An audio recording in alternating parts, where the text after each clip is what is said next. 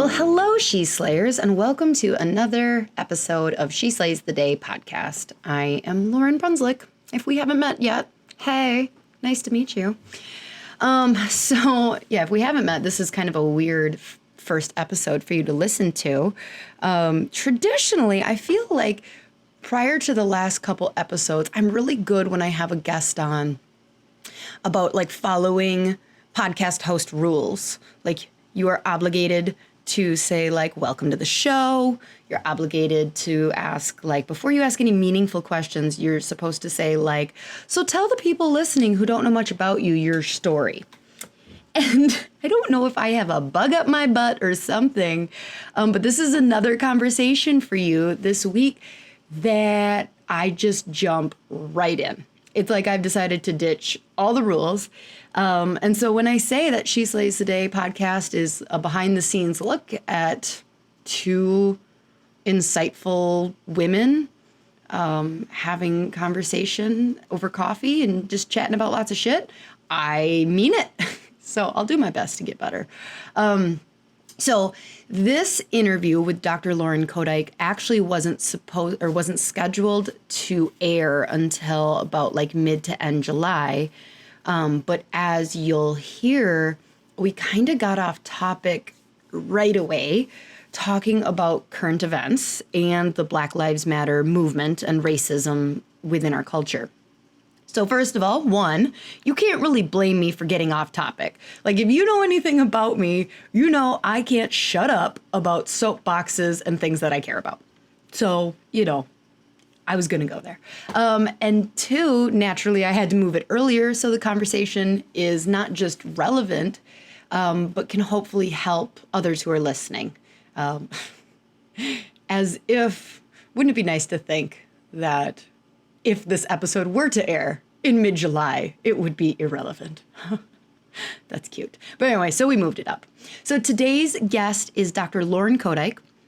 With a background in professional cycling and extensive global travel, Dr. Lauryn brings an unusually diverse worldview to her practice.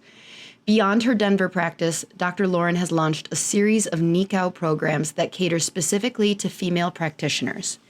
NICAO Talks is a podcast featuring frank and inspiring conversations with female leaders from across the wellness industry. NICAO seminars are 2-day workshops addressing the specific physical and psychological needs of female chiropractic students. Finally, NICAO retreats are multi-day service trips that invite students and active practitioners to engage with underserved communities and take time for self-care. In developing these initiatives, Dr. Lauryn has pioneered the first nationwide program of chiropractic education that addresses the unique strengths and challenges of women in the field. So I really needed to make sure I read you that bio since, again, I'm a dork who apparently doesn't know how to run a podcast, and we just skip over the whole tell people listening your story thing. But you get the point pretty quick. You're smart. I believe in you. So before we jump right in, we're going to do a listener highlight. Okay, so this one is 5 stars, and it's from 457 JD Jimmy MNC. Yeah, look up that spelling. So it's wow, just wow. I'm about to turn 30 and should be graduating by 32, and you've given me and my husband so much to consider. We've been budgeting through school, saving, and really borrowing as little as possible, yet the end number is so scary. This podcast has reassured me that I am in the right profession, and through hard work and giving back, it is possible to live debt-free. Couple of questions. Did you open straight out of school or associate first? What would you suggest? And if we decide on a 10-year income-based repayment, as we're able to write extra checks toward, are we able to write extra checks towards principal? Thank you and keep rocking on. You're an inspiration. So I've told you that if you give me a short little question, I may not do a full episode on it, but if you do it in your review, I'll answer it. So my story is I did open straight out of school. What would you suggest? Well, I would suggest you listen to your heart. I think and that's kind of a bullshit question or answer. Sorry, it's a great question. We have a whole episode devoted to whether you should associate or own. The gist of it is that I think we really make associating like this bad thing that is like, oh, you're not using your degree to its full extent. So you have to, really listen to what you're being called to. Me, I have joked before that I was such a cocky little whatever when I graduated that there was no way I could have associated for someone else because I knew everything. I knew everything. I knew more when I graduated than I know now. So that's what I did, but that's not necessarily what might be right for you. And then the 10-year income-based repayment, are we able to write extra checks towards principal? That's a complicated question that is ever changing, especially with our current day with COVID and things like that. Like as of now, as we look, like they're like, I think currently still delayed until September on having to make payments. So right now with COVID, if your accrued principal of interest of interest is paid down to zero, then extra money you give goes towards principal. But no extra money goes towards principal until you've paid your accrued interest down to zero. And so you can go find your accrued interest on the website and things like that.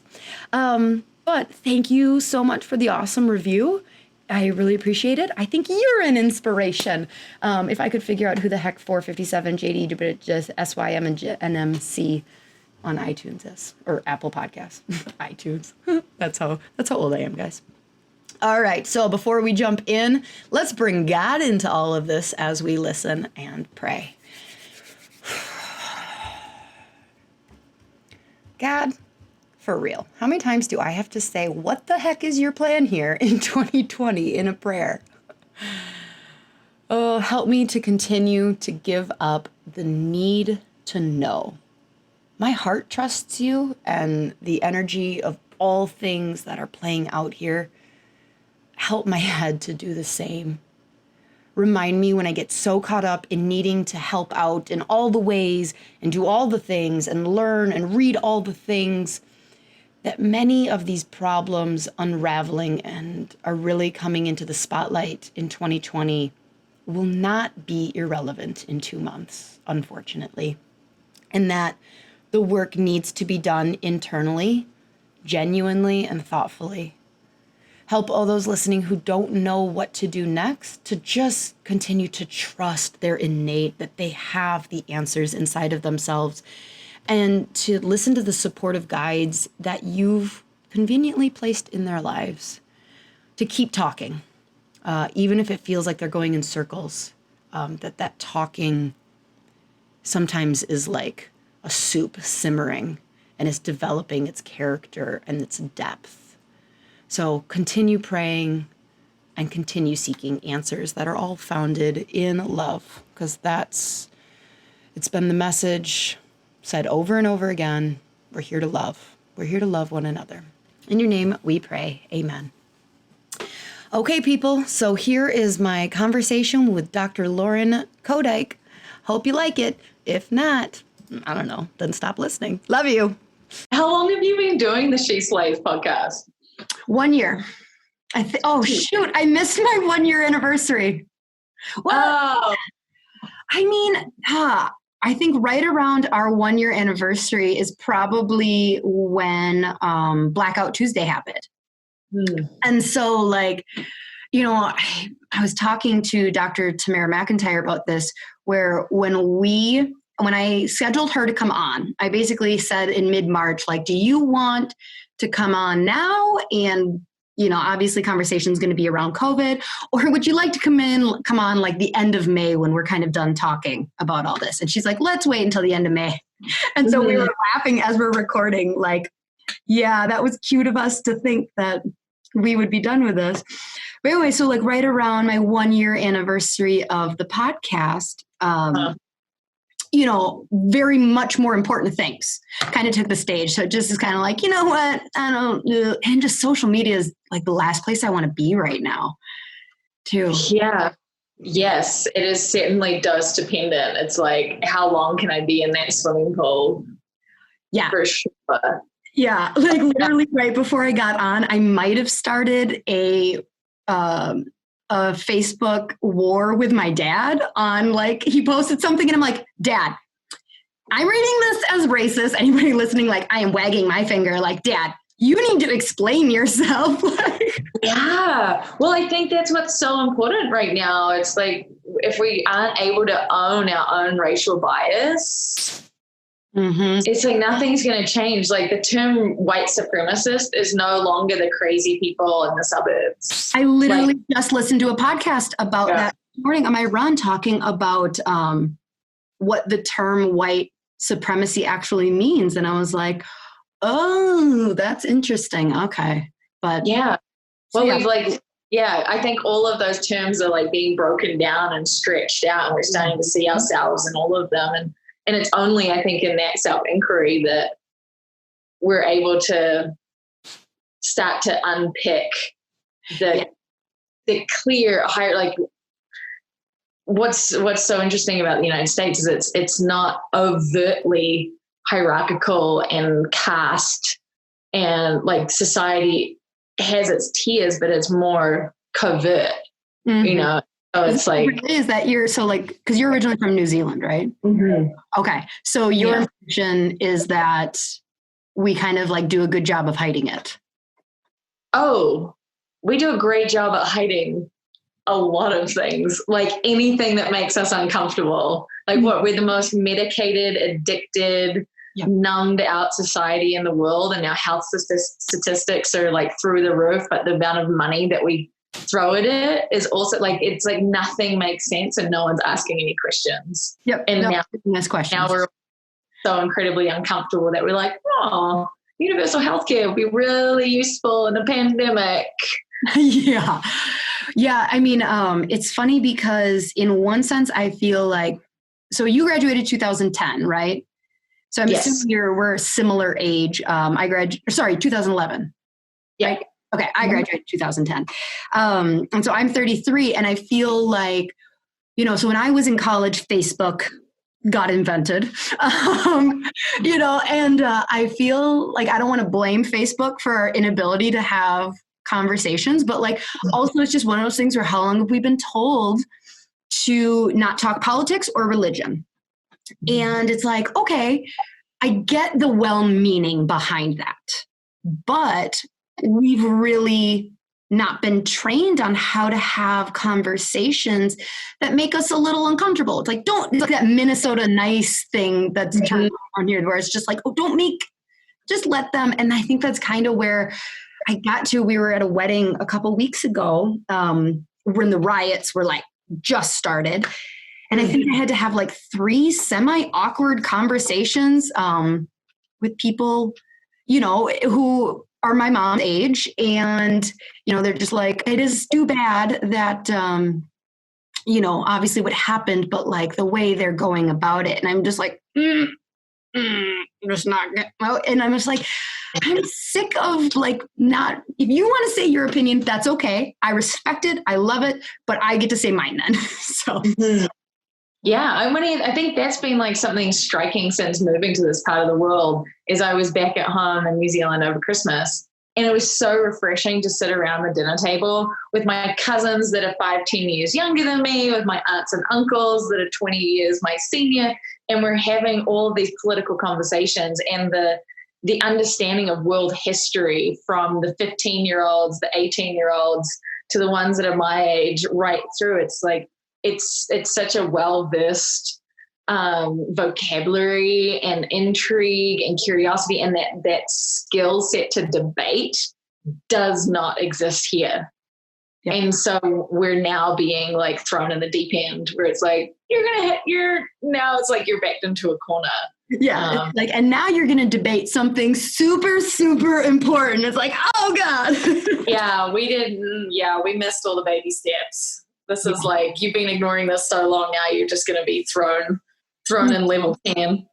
Yeah. One of the, so I mean, you know, I posted the black square thing, and I have a lot of feelings about people who were against posting of the black square. I'm not going to step on that soapbox, but one of the things that I actually thought was the truest in, like, I don't want to say attacking the Blackout Tuesday, kind of, was someone saying like, why would you go silent when racists are so loud? And I was like, oh shit, that's a good point. That's a good point. But you know, it was just an interesting world we're living in right now. Yeah. And I think That's the two-step dance that Devin and I were speaking about last week when we were speaking to this, which it was like, we have to transcend the right, wrong, good, bad, should, shouldn't. And it's like, God, we're all, well, me, it's like we're all trying to do our best to create more equality, more community, more heard voices, more of a harmonious place for everyone to live in.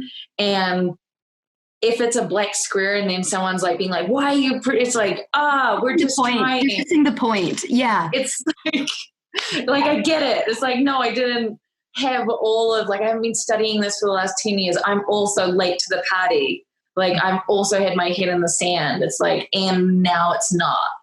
Yep. And so, like, I'm showing up. And I think the more we can hold each other in that light feels much more beneficial moving forward.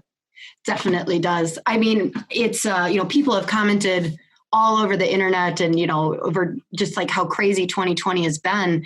And I think that I have to be careful how to say this because obviously I'm not grateful for any of the shitty stuff that has happened. Ugh. Silver lining in it being dragged out and one thing after another happening, like huge things, is that I feel like it is forcing us to evolve. Like, it's forcing you to not stay in the middle of the road and like figure some shit out, do that shadow work. Because I mean, like, I think that if COVID would have been like, oh, March and April were really uncomfortable, we would return back and we were just kind of back to normal life. 99% of us would have missed the opportunity and just returned to normal. Yeah. Well, I think, like, imagine if you walked into a birth and you never knew, like, you didn't have any frame of reference of what that is. It's like you would walk in there and it's like people are yelling and there's blood and it's messy and people are like stressed and then there's moments of silence and then it erupts again and it's like, oh my God, you would think the world is ending in that room, but that's birth, right? And then if we think about the gestation period of the 9 months prior, it's like, oh, the baby is just so sweetly, growing inside of mama. And it's like, how do we know that hasn't been what the last 10, 20, 30 years have been like, that we've just been gestating for this moment in time? And for us to look around, and especially with the philosophy of chiropractic, like, I think that's a match for us in how to navigate the world. If we understand that our major premise is that there's a universal intelligence that coordinates all matter all the time, always, unwaveringly perfect. And then we look out our front door and consider that something's gone terribly wrong. It's like, and there's the chiropractic separation, like there's the subluxation within the chiropractor. And so how can we walk in the world right now, seeing the intelligence and being with what's happening, while also at exactly the same time holding the highest perspective of the vision of what's possible for humanity. And that intention alone pulls us through the birth canal. If the mother didn't give birth knowing that in X amount of time she's going to hold this sweet bundle of joy, where's the fuel, the courage to move through those really difficult periods of labor? And so I think right now it's like we absolutely have to hold the highest vision possible for a new way of being in society, knowing that will be better for everyone, at the same time as not checking out, not distracting ourselves from really truly what is happening. Because what is really truly happening right now is extraordinary and is incredibly intense. And we need to, it's like Gandhi, right? It's like, be the change you want to see in the world. Black Lives Matter. It's like, where's that in me? As a white woman from New Zealand, plonking herself in the United States, how many excuses do I have to check out right now? This isn't my community. This isn't my culture. And it's like, bullshit. Do I feel superior because of the color of my skin? Yeah. There's an aspect of me that absolutely feels that. And that's how I've walked in the world. Mm-hmm. And so if I don't own that, because that's in my country, that's in New Zealand, our indigenous cultures, like white skinned people were absolutely held superior and have been for like centuries. We've had white supremacy. And so it's a now that it's like we need to, as white people, like racism, I believe, is a white person problem. Yeah. We are, yes, I do. Yeah. And I don't have, I can't disagree with it. Like I said, that's just more of like oh, cool. All right. Mm-hmm. Glennon Doyle's book, have you read Untamed? Mm-hmm. Yeah, her chapter on race was perfectly timed. Like, holy cow. I mean, I think she talked about how her editors asked her to remove that whole chapter. I'm pretty sure if I'm remembering right, like they didn't really want it in there. It seemed like it didn't fit. Like, and she says something along the lines of like how much she hates that racism is inside of her. Yes. And that like admitting so much of us, like the term, I'm learning all these terms, gaslighting, of saying like, I'm not racist, the racism doesn't exist. And all of that is like the best things you can start to do is go like, no, first of all, like, yes, it is wrong to be racist, but like, you have to admit that like this was programmed into you. She brings up the analogy of like, you would watch the news that was just like, shocking, black man arrested, like, this isn't new. And then it would go to cops. And I remember watching Cops and just being like, yeah, this was like programmed in, and it's. Yeah.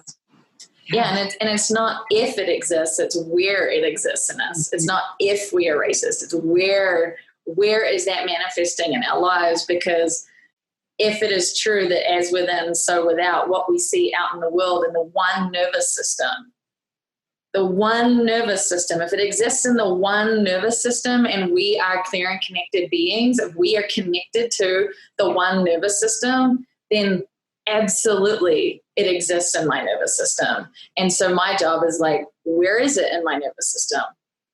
Mm-hmm. And if it's in my subconscious mind, Bruce Lipton's work's brilliant because of that.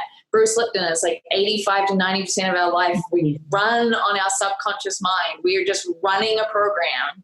And maybe if we're lucky, 15% of the time we are awake, conscious beings. And so what we need to do, what we're being called to do in this moment is pluck racism and race disparity and where we feel superior as white people and pluck it out of our subconscious mind and plonk it in our consciousness so that we can unwind it, because it's running the show down here. At least up here we get to be conscious of it and choose differently and then rewrite that program is how I see it. I really love that way of thinking about it and bringing in Bruce Lipton. By the way, you're a badass podcast guest because I did not bring you on to talk about this at all. And we just like, boom, let's talk about the race situation. And just like, you're like, yep, all right, I will go there. So one of the quotes that you talked about when I heard you speak was by Cynthia Ocelli, and I'll read it because I pulled it up. It's just perfect. And it said, for a seed to achieve its greatest expression, it must come completely undone. The shell cracks, its insides come out, and everything changes. To someone who doesn't understand growth, it would look like a complete destruction. Can you talk to me a little bit about like what that quote, how you feel like that quote applies to kind of everything we've been going through in 2020 and what it means to you? And yes. Thank you for bringing that quote to this conversation because it matches what is happening right now, I believe, I see, I observe. And we are in no question, we are in a rhythm of chaos. And we're in a season of winter. For some people, maybe winter coming into spring, but like we are in chaos and the cheat sheet or the best friend that you want by your side in the season of chaos or the rhythm of chaos is an understanding that it is where we don't know. Chaos is what we don't know that we don't know. We have to completely let go, and then we have to let go of letting go. We have to surrender the shadow of chaos is confusion. And so what we know as chiropractors is what do you think happens to our nervous system in the rhythm of chaos? It's like, wow, like we either, depending on our history, depending on our trauma history, we're either going to, if we're fortunate, go into the sympathetic nervous system and stay in fight or flight, so we're still mobilized. Or depending on our history, we're going to drop down into dorsal vagal tone and therefore become paralyzed and frozen and unable to move. And so we're going to be overtaken by the inertia of what is happening. So we become like stone. And the teaching of that quote, which is that for us to become who we truly can be and to achieve our full expression, is that it's the cosmic joke, but this is what has to happen. Mm-hmm. We have to become completely undone, because it's only, Elizabeth Gilbert gives a great teaching also, that real change, soul change, no one does by choice. It is only have our back so far against the wall. It's painful. When your insides come out, oh, yeah, please, I'm just going to sign up for when my insides come out. It's like, no, do you know how much of my life I've been... I will put that in like February 2021. That sounds like a good time to do that, yeah. Oh my gosh. I mean, the beauty and the how I'm looking at it right now is like, oh, all of you people are really lucky that this happened right now, because you're all being quarantined.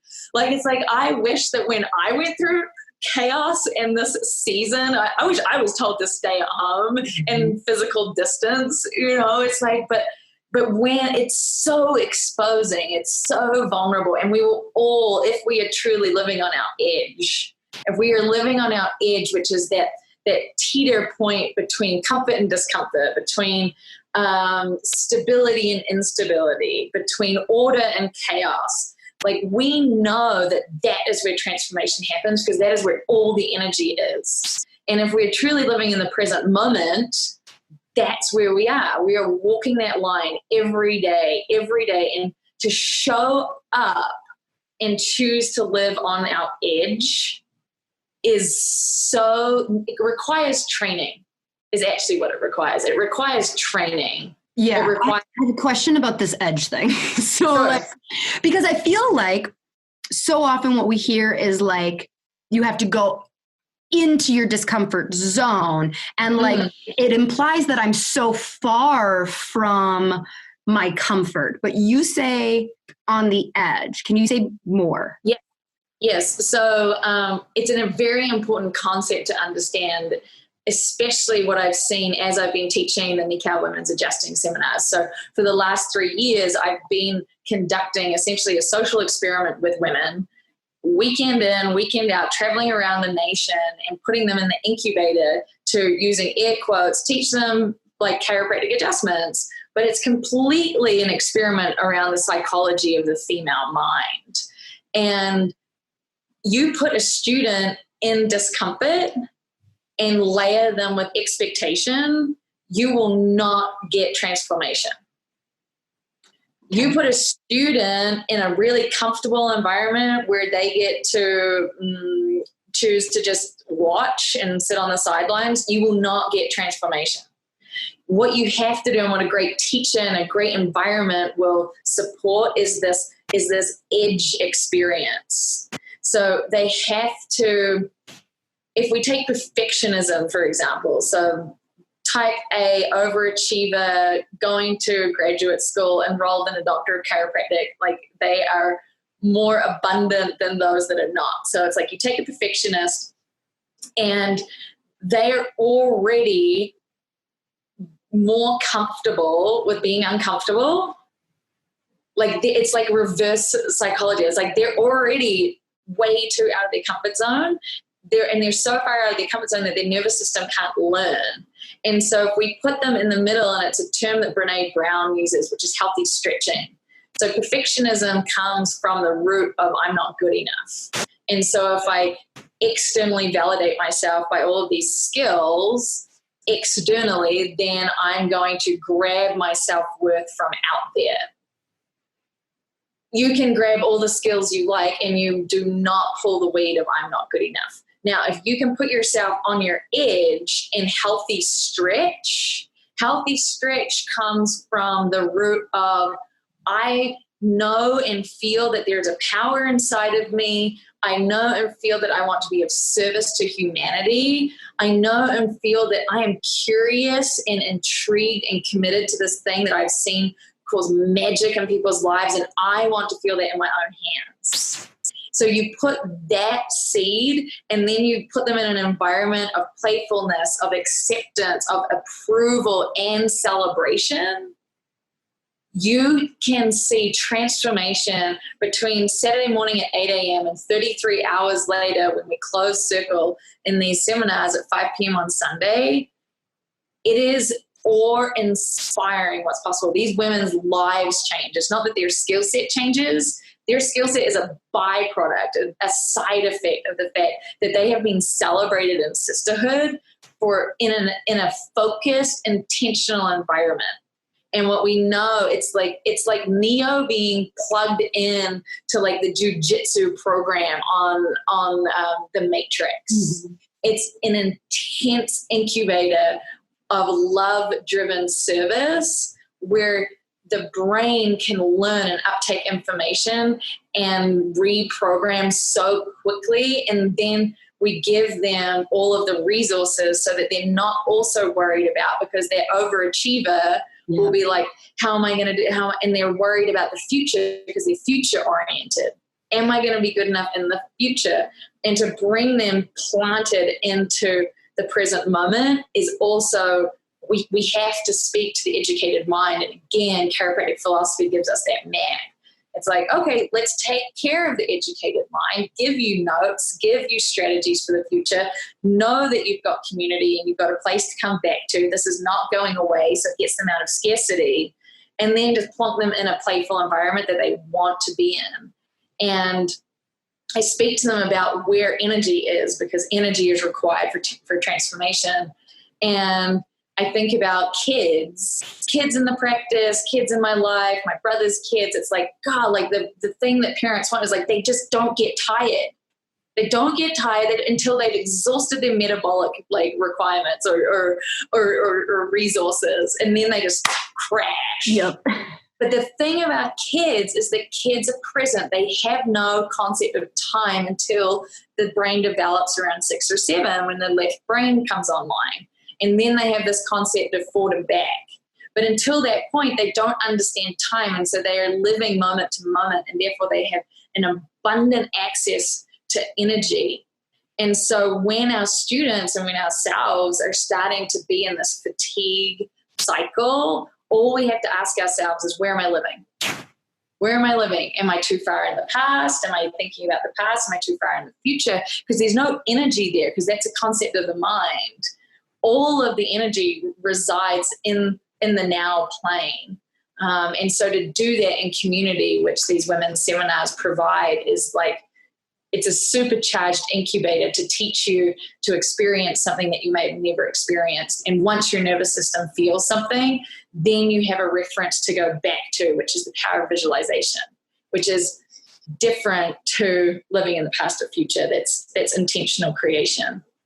Yeah, Joe Dispenza, I was reading that a couple months ago where he talked about in his book, his most recent one, where he talked about how like humans are this very unique brain that, so if we're a deer and a wolf frightens us, we're scared, we are in fight or flight in that moment. But the deer, 2 hours later when it survives, or 20 minutes later when it survives the attack and the wolf is gone, isn't going like, holy cow, that was scary. Like it's not reliving that adrenaline.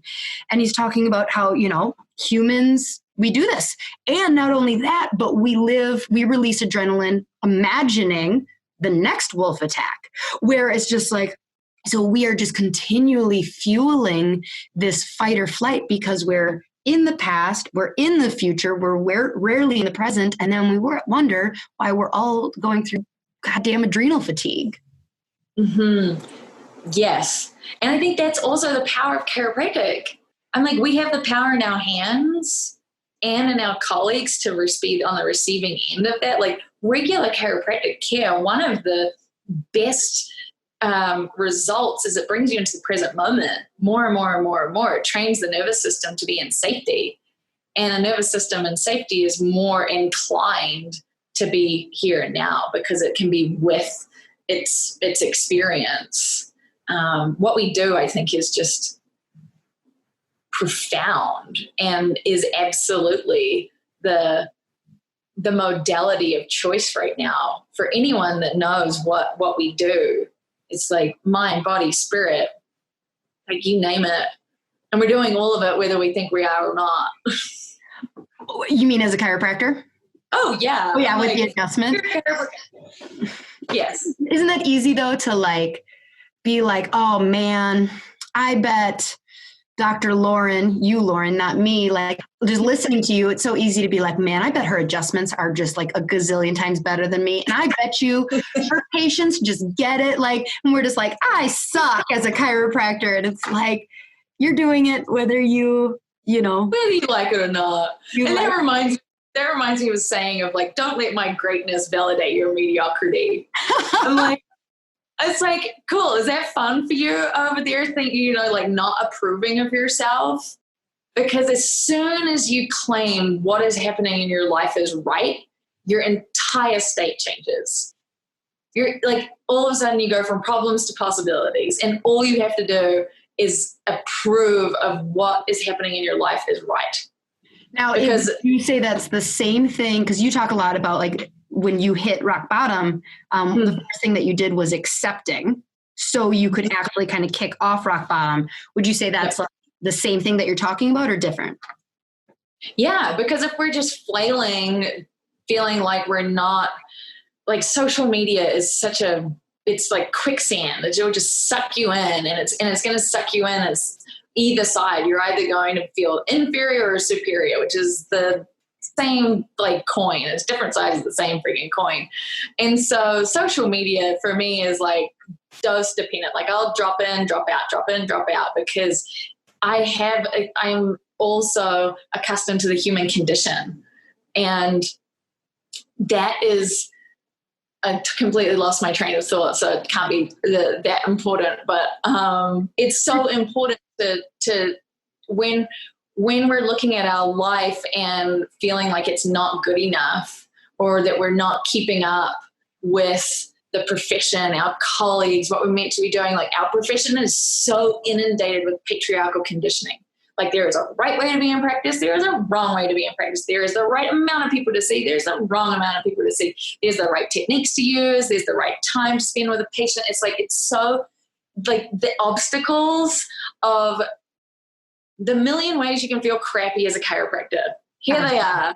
Oh, It's and like, then also your birth wasn't natural. Like, you had a C-section. You are not really that good of a chiropractor, obviously. Like you couldn't breastfeed for 2 years like you're supposed to. You used formula. Gross. like we do. Chiropractic. I have said this time and time again that I think female chiropractors, we just carry so much expectation that nobody put on us except us. Yeah. It's like the COVID. It's like this invisible germ that we're just like breathing in, and we don't know it's there. And then we put on this like safety blanket on our face called a mask, which isn't doing shit. And we're expected to be in practice. And we look at the statistics, like we're 50% of the graduates and we're a quarter of the practicing chiropractors. Like how we are doing practice does not work for the female practitioner. They would rather not be in practice than adhere to the stupid made up rules that everyone unconsciously abides to. And of course we break. We don't think, it's like, how long are you going to stay hanging out with someone that makes you feel like crap? Not that long. Well, if that's your profession or your mind, you're going to dip out and do something else. And I think what's so common with practicing chiropractors that are female is they're chiropractors and they're chiropractors and yoga teachers, they're chiropractors and dance instructors, they're chiropractors, and there's always an and I don't have the answers to why there's only a quarter of practicing chiropractors. I don't have an answer to what's like the key to staying in practice as a female, chiropractor. I teach chiropractors that are women. I'm committed to uplifting the women students, to providing them with a springboard to more possibility that's unique to them. I don't have the answers. Like, I'm in the experiment with them. But what I'm noticing is that women, there's not, again, to circle back to available energy, for whatever reason, there's no available energy for us. There's not enough available energy for us solely in practice. And so women, it seems, will branch out. It's like we reach out a hand or an arm or some type of like power cable to like, where can I plug in that's going to make me feel alive? Is it an exercise studio? Is it a kids, teaching group?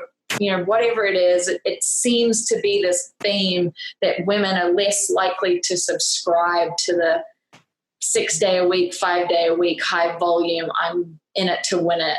The blessing and the curse of the 21st century woman. It's like, I get to work and be at home. Oh, look at me. Great, I get 3 jobs. Exactly. And I have no mentor, very few mentors for it. So like most of us, if you're a millennial listening, maybe your mom worked, but almost always that career was like second, expected for her to not be like, but I put my career first. Like if our moms were working, it was like, I work out of the home, but like I am first and foremost always a mother. And then their moms were stayed home. So we're like barely, 1 to 2 generations removed from working full-time, like career woman who's passionate about her career and her family. And then we wonder like, why do I feel like I'm fucking this up? Well, because you're like bushwhacking your own trail. Like you're not following. Yes. Do you think that a lack of, because you talk about like women, how we as chiropractors reach out for energy into like other things. Do you think that that's because we don't have enough female mentors? Or like, what do you? Yeah. Yeah. I mean, it's hard. I can think of so many right now. I can think of so many, but it's also like they're kind of like the token female, though. What's that? They're kind of like the token female, where it's like, well, I can think of a lot because, they're kind of like hung in front of us at conference. Like, look, we have a woman on the stage. Yes. It's not common. Like you would never have 50% women. Maybe. No, it's like if we take the New Zealand governmental elections, if there was a woman on the ballot, we wouldn't as a nation be like, wow, I hope the woman wins. It's like, no, we've had women prime ministers since I was 10. In the United States, it's like, oh, I wonder if a woman is going to be the president. It's like, wow, we see it in our profession. It's like, and we have to start to open our perspective of like, what was Dee Dee and BJ's relationship to women like? I don't know. I haven't done that curious reading. I'm not sure if I want to know, but it might be enlightening. Like what is the conditioning in the structure of how our profession has grown, and why is there these inherent issues right now? And I would say we would see it right all the way back. We would see it right the way back. That women have not been valued. Women have not been educated as often or as frequently or as fully. They haven't been given the opportunities. And we haven't also, it's a female problem too, because we also haven't shown up. And it's like, so we're all playing the same game. And I was listening to a webinar the other day where it was like, we have been conditioned to, because of our privilege, we have been conditioned that if we rock the boat, we will lose our access to our privilege. And so we're also oppressed because of our privilege. And so, and again, that comes back to the neural programming of our own brains, which is why chiropractors have the golden key to unlocking a better humanity, because it's all based in scarcity of resources. Mm-hmm. Because if we truly believed, even as white people, as women, that there was equal opportunity and the sky's the limit, and I may have cracked that code somewhat moving to the United States, because I got to like hitch onto a conditioned global belief system of the American dream. And I have used that for my advantage, because my brain believes that in this country, the sky is the limit. And I do not believe I would have achieved this level of success in another country. So we have that going for us, I guess. So when we talk about, we were kind of just talking about the female mentors and like, what does it take for a woman to stay in practice? Like, we don't really know why there's only 25%. And I think I would guess that part of the problem is that, you talk about this patriarchal, like there's a right way to practice and a wrong way. There's the right number of patients to see. And it is often being set.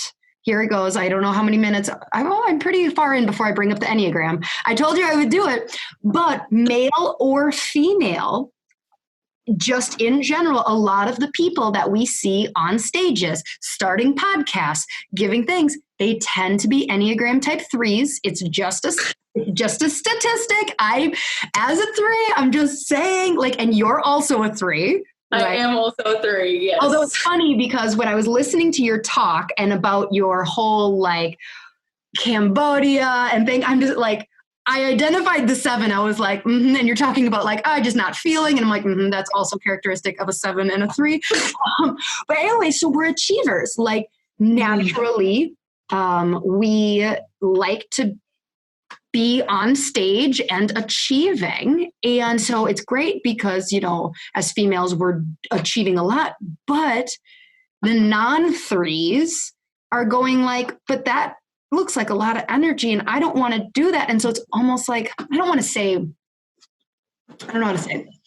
I feel like the reason we don't see a lot of female mentors is because it's almost like we are doing the same thing of like, yeah, but look at you juggling it all, like look at you being it all and I can't be that. And so we don't see a ton of female mentors being like, hey, I see 50 people a week, but I'm not going to work my ass off to get on a stage and tell you that.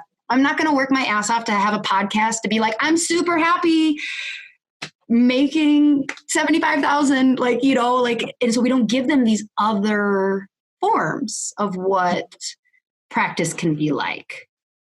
Do you agree or completely disagree? You're totally allowed to disagree. I completely agree. And I think that's also potentially why the women have gravitated toward my story, because what you just described is what I've chosen to do in practice. And I think because we don't see a lot of that, which is my story, is there's an assumption that that's not how I run my practice. There's the assumption that that's not how I live my life. And it's interesting that you bring up the 7, because recently I retook the Enneagram test and it came out as a 7. And I was like, well, shoot, am I a 3 or 7? A 3 or a 7? But that also speaks to something that has very much been a present energy in my career, which is this like, it's like I'm almost in this like fist fight or this like tug of war of, do I want to like completely dive into my 3 achiever and then I'll get down that road and I'll be like, can I just like sell all my things and put all my stuff in a backpack and go surf for 3 months? And I've done that. And I've done that again and again and again. And I think now in my 9th year of practice and in my early 30s, it's like, okay, I'm starting to get more integration with those 2 aspects of myself. Like when I was younger, they were more polarized. And now it's like moving from that. It's not this or that. It's like this and that.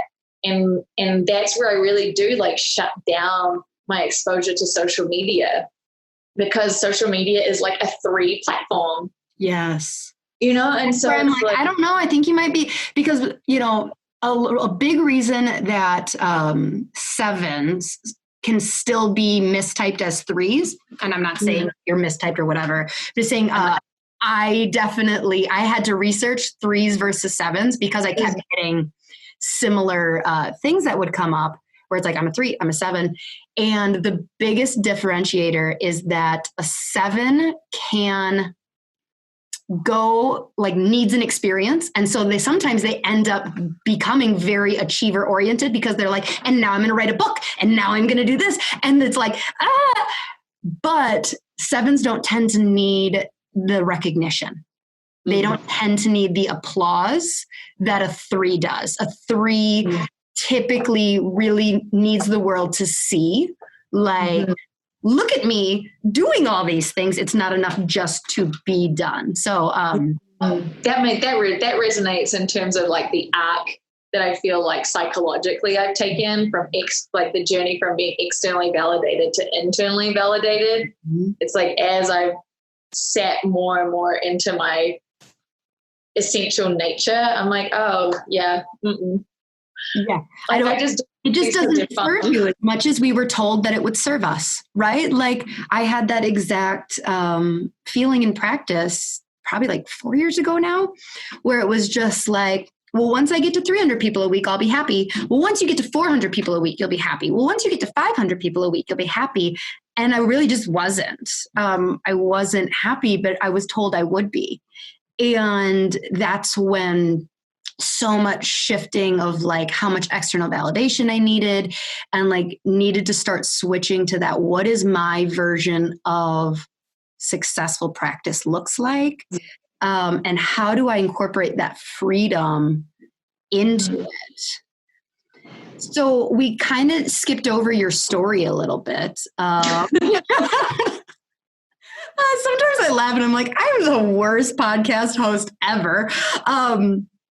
But what, we've alluded to like you hitting rock bottom. We've alluded to you going to Asia. Give us the short story for those that don't know you. Yeah, sure. Well, I graduated. I grew up in New Zealand and went to the New Zealand College of Chiropractic. And I was a young graduate because in New Zealand, you can go straight from high school. And so it's a 5-year program that if you know exactly what you want to do, you can go straight at 18. So I had classmates that were 22 graduating. Wow. I was a full-time cyclist before I went to chiropractic school. So I was racing with the New Zealand women's national team. And we were based in Boulder, Colorado, which now is 30 minutes up the road. And so I spent a number of years racing in the United States as a full-time athlete using chiropractic care for performance. And as I got more and more into practices and seeing my own recovery, and then also seeing how these chiropractors were so fulfilled in their jobs and seeing happy and healthy people, I was like, wow, that looks exactly like what I want to do. And so I finished up racing here after getting 2 concussions and went back to New Zealand and was under a scholarship program to go through my chiropractic studies. And so I graduated at 24. And at that point it was like, well, I don't want to go from a 5-year program to just signing a contract for 2 years. And I certainly don't want to like set up shop and never move again, which was the advice from my chiropractor. How do you run a successful practice? You open up and never move. Yeah. I was like, could you just put handcuffs on me right now? That sounds like my version of living hell. And so I started locuming, and locuming is like being a coverage doc. And I did maternity leave coverages. I did vacation coverage. I did injury coverage. And so I spent the following like 4 or 5 years. Or US? In New Zealand and also in England. And so I sat the board exams for England. I sat the board exams for Canada. My partner was Canadian at the time. And because the American exams fell within a month of the American exams, I took the American exams at the same time. So when I graduated, I had the whole globe really covered in terms of board exams. And yeah, and so I would travel up into Asia. I spent a year just backpacking around Asia until I ran out of money, which was my intention. And I think I called mum from Bali and was like, I ran out of money and I need to come home.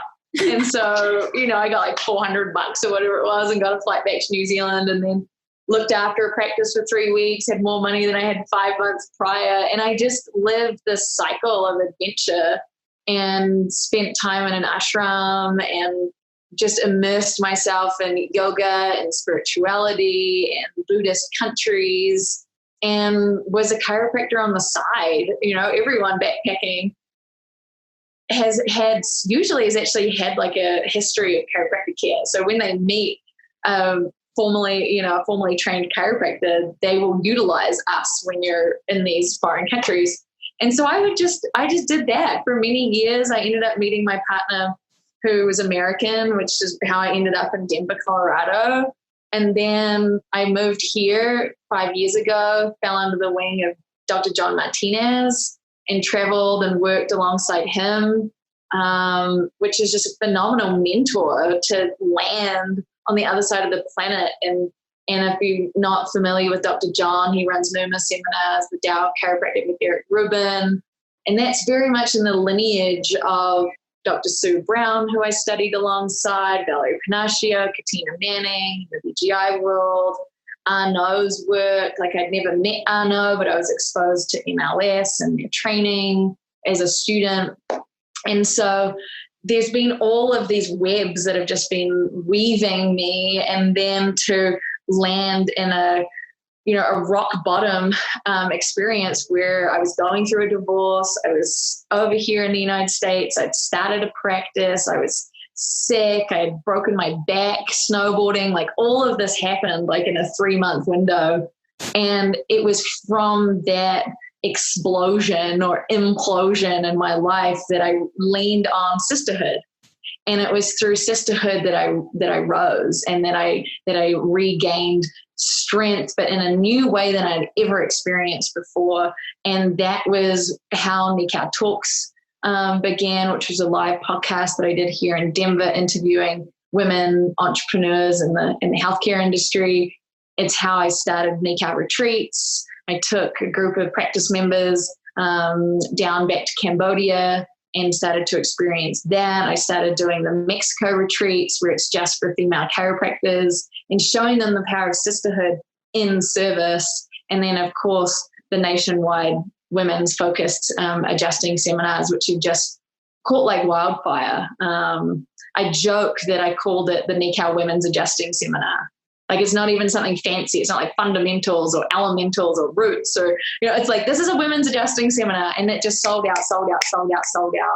And it's like, wow, like, women are so poorly resourced that you give them a space and a place to come with someone that's put their heart and soul into creating an easier path for them. It's been the greatest blessing to do this work and to sit in circle, month in, month out with our women chiropractors. I think the future of our profession is so bright. I really don't worry about it. I look at the mess, up in where we're all sitting, but what's coming up below us, they're way more switched on than, oh my God, like, I learn more from them than they learn from me, I'm sure. Yeah, I've heard multiple times from intuitive healers that talk about how, like, the next generation is coming to heal. Like, they're coming to heal us. And like, as we're entering into the Aquarian age, and like, just all of this that is, it's not promised to be easy, but it is promised to be work and moving. I've experienced the same thing with the podcast, where like, I did try and come up with a clever name, but I don't think the name is, I literally could have said a woman chiropractor podcast. And I think that people would have been like, yes, on it. Following. Yes. So how has, I'm assuming you don't have any retreats on the schedule? Like, you're still doing the adjusting seminars, right? Or like, what's going on this year?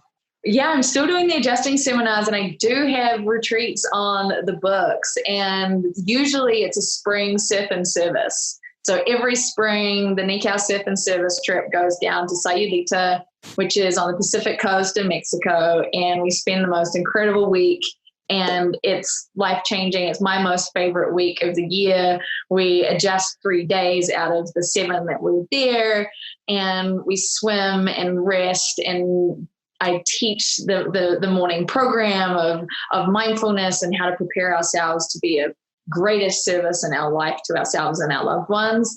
And so now it's the fall surf and service. So it's rescheduled to August, and obviously pending travel restrictions and things like that.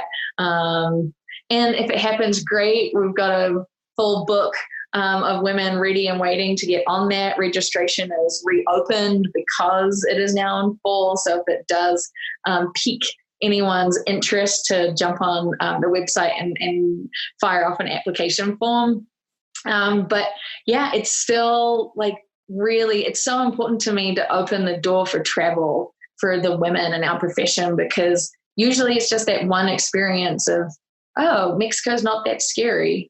Oh, being in a Latin culture is not that scary. It's like, oh, you know, you can get by like really well through sign language. You can get a taxi, you can get, you know, a bus, you can order food, and you just don't know what you don't know. So it's a lot of fun to take those trips for those that are experienced travelers and not. And then the women's adjusting seminar is just, you know, such a love of mine. So we'll be in Dallas in July.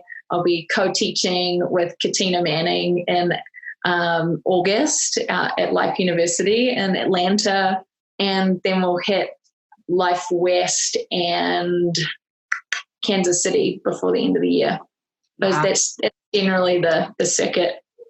So did you say you just kind of opened Nikau Chiropractic? Yeah, great time to reopen and practice. I opened 3 weeks before Colorado reopened. So was it a practice before? Yes. Okay, tell me. Yeah, great. So I opened my practice here in Denver 4 or 5 years ago when I first moved here. And then the end of 2018, the Women's Adjusting Seminar was so successful. And I was in practice 5 days a week, and I would fly out on a Thursday night or a Friday morning and teach Friday night, teach Saturday, teach Sunday, fly back Sunday night, be in practice on Monday, Tuesday, Wednesday, Thursday, sometimes Friday morning, fly out, teach.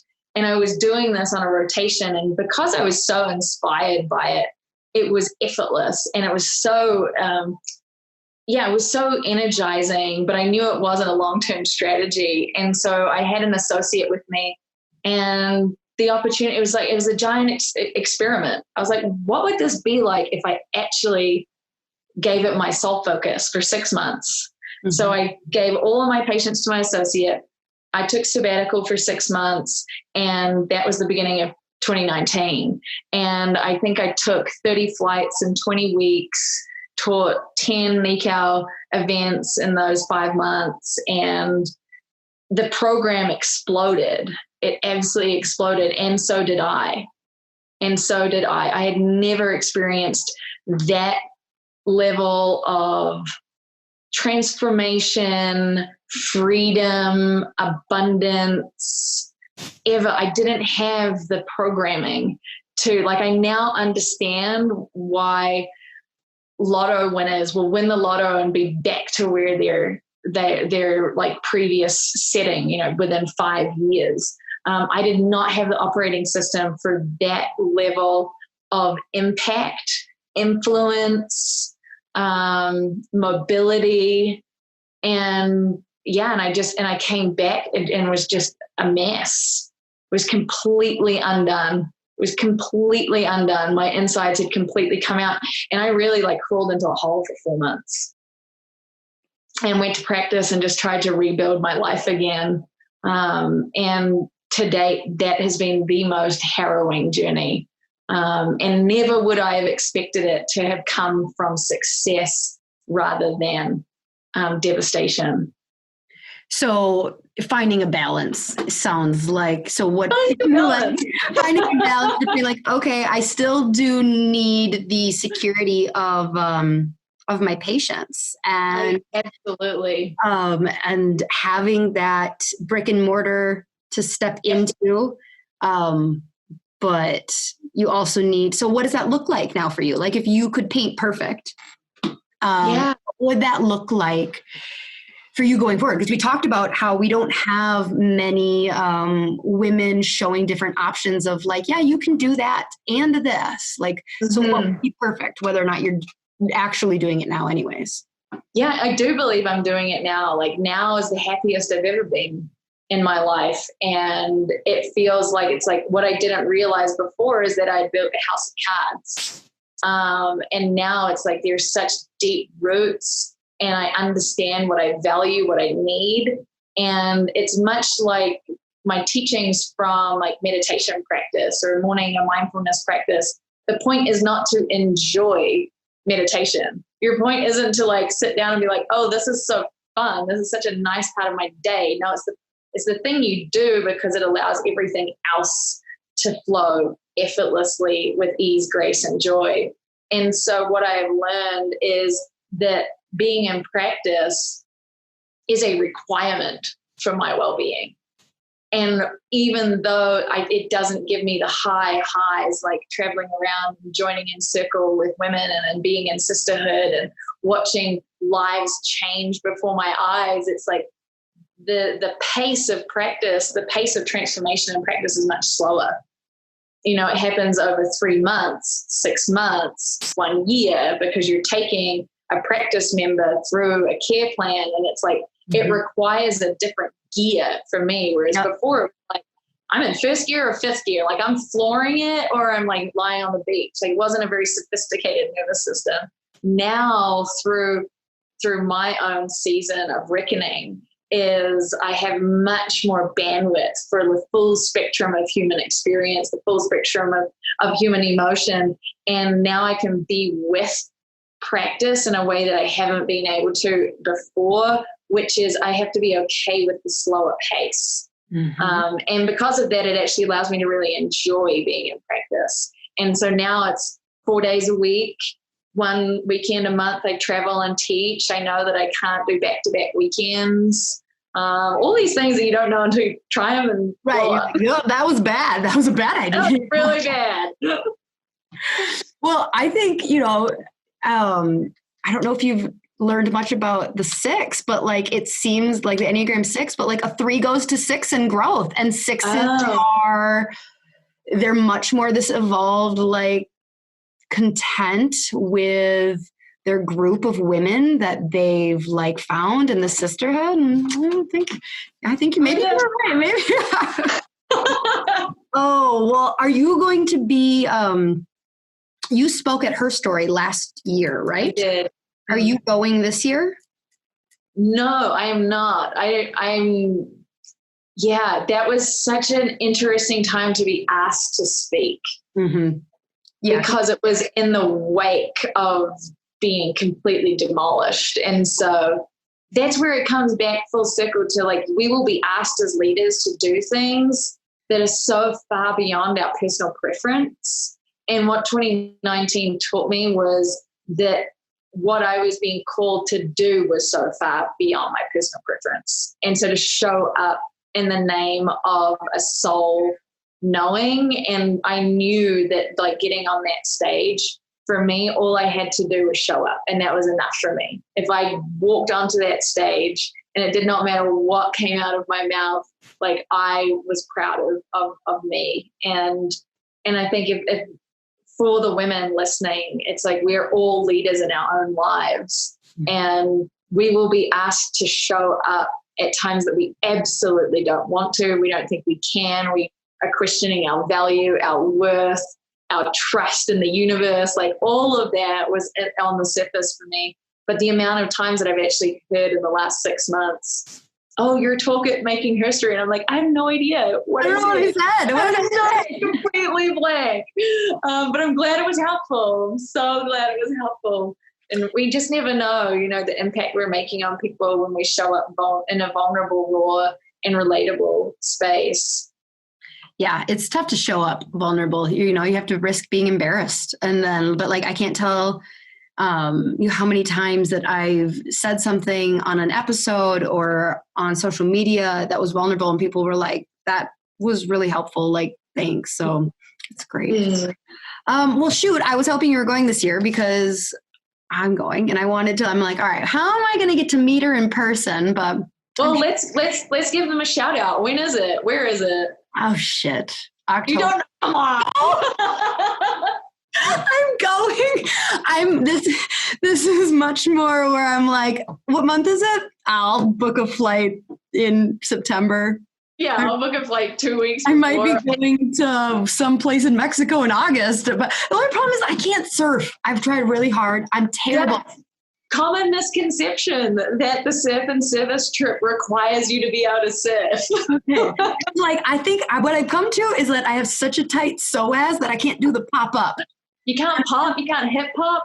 Girl, no, you can't hip hop. I can't. I'm really, I'm just really inflexible. So it's like me pulling my leg up is like, it's contortion. So, okay, well, maybe if I don't have to surf, but I want to surf. The 7 in me wants it is a lot of fun. It is a lot of fun paddling around on boards and all being terrible. And that's the spirit of sisterhood. It's like there's zero requirement for you to be good at anything. It's like the requirement is to show up and just to be your childlike self. Oh, I love it. All right. Well, tell people where they can, your website, how to follow you, how to fill out that application. Yeah. I mean, if you're interested in upcoming events, best place is the website, chiropractic.com.